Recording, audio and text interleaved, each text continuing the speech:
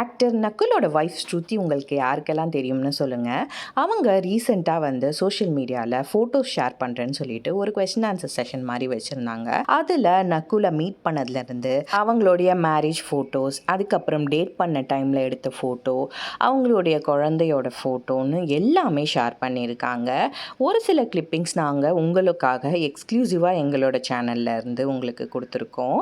So இவங்க தான் நக்குலோடைய பாப்பா அக்கீரா. அதுக்கப்புறம் வந்து ஸ்ருதி சின்ன வயசில் ஒரு செஃப்பாக இருந்திருக்காங்க.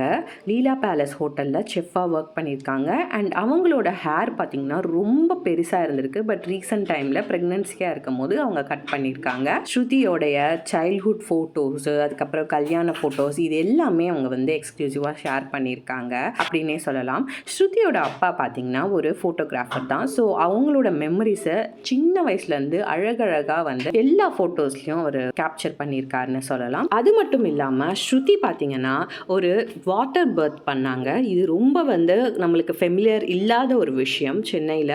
பிகாஸ் இவங்க வந்து ஹைதராபாத்தில் போய் அந்த குழந்தைங்க 2 பேருக்குமே வந்து வாட்டர் பர்த் பண்ணாங்க.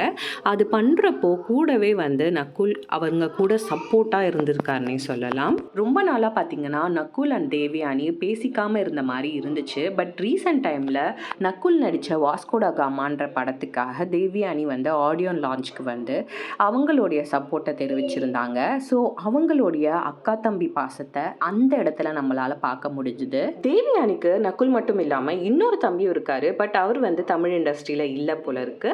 ஸோ இதே மாதிரி ஒரு யூஸ்ஃபுல் கண்டென்ட்டோட உங்களோட நெக்ஸ்ட் டைம் வந்து மீட் பண்ணுறேன். ஸோ இந்த மாதிரி லேட்டஸ்ட் அப்டேட்ஸ் தெரிஞ்சுக்க எங்கள் சேனலை சப்ஸ்கிரைப் பண்ணி எங்களுக்கு சப்போர்ட் பண்ணுங்கள். Thanks friends. தேங்க்ஸ் ஃபார் வாட்சிங்.